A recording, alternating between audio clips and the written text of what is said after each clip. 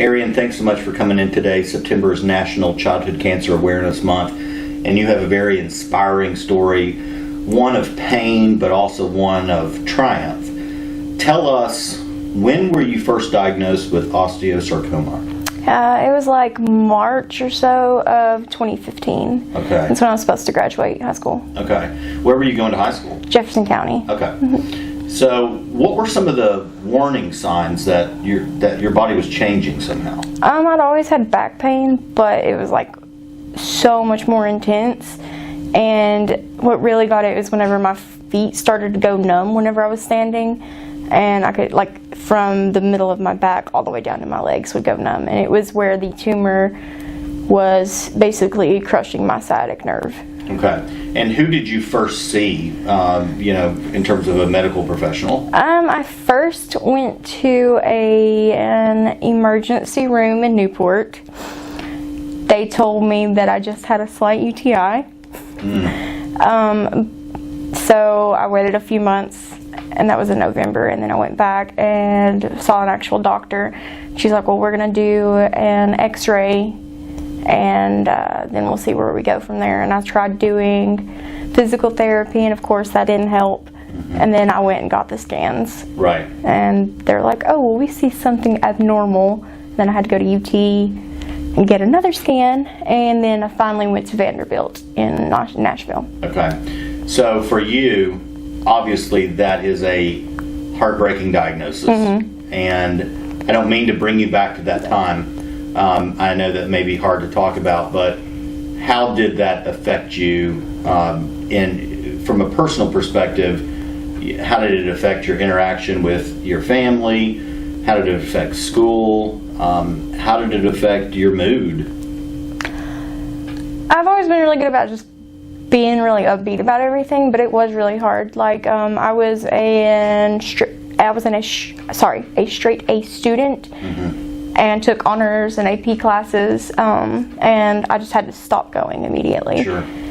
So I didn't see any of my friends and everything, and the one person that was supposed to be my best friend stopped talking to me because it's scary. Sure. And so I was all alone. It was just basically me and my mom staying at the hospital all the time. Right. Wow. So, from my understanding, you were diagnosed in February of 2015. And then it was December 2015 when you came here to Pain Consultants. And during that time, you were receiving chemo and proton therapy? Yes. It's the proton radiation. It's actually right around the corner from here. Okay. Yeah. And you were also a patient at Children's Hospital, correct? Yes, that's where I got my chemo. Okay. And so Children's made a referral to Pain Consultants.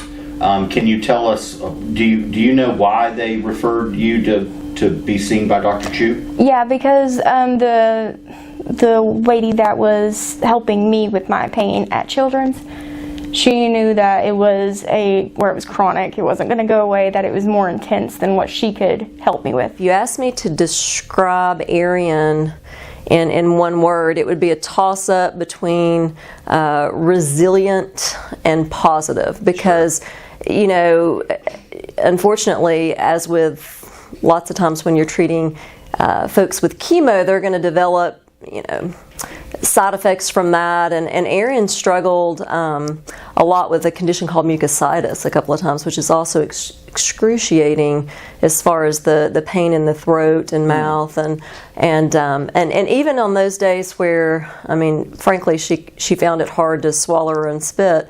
You could walk in and she would almost always try to give you a smile. Sure. I honestly cannot recall her just outright complaining. Yeah. If I walked in and said, "How's it going?" she would say, "This is not such a good day." Sure. But by and large, her attitude was take no prisoners with, I'm coming out the other side of this, and I'm going to do it on my terms. Yeah. And again, it was such a joy, really, to see someone embrace other than just, again, she could have made that pill bottle an easy first pass. Sure. And it was so encouraging and frankly pretty humbling to see her at her age opt out for that a lot and to do other things to kind of get her through Doesn't it seem those to tougher you times. as a professional that children and adolescent youth deal with pain in a better way than us adults?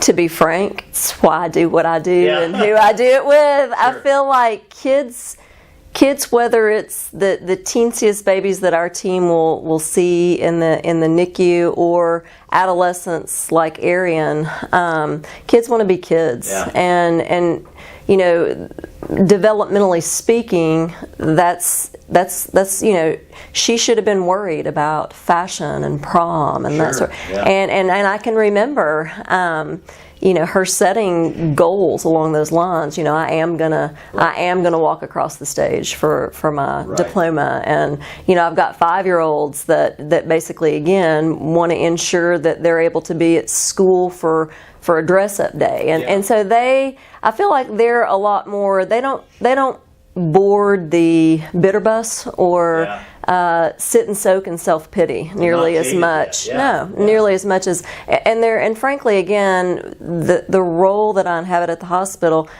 definitely we have as a team our tough situations and times, but by and large, we feel lucky, and it's frankly pretty inspirational to see these kids step up to the line against things like cancer. She sent me here because Dr. Choo is amazing.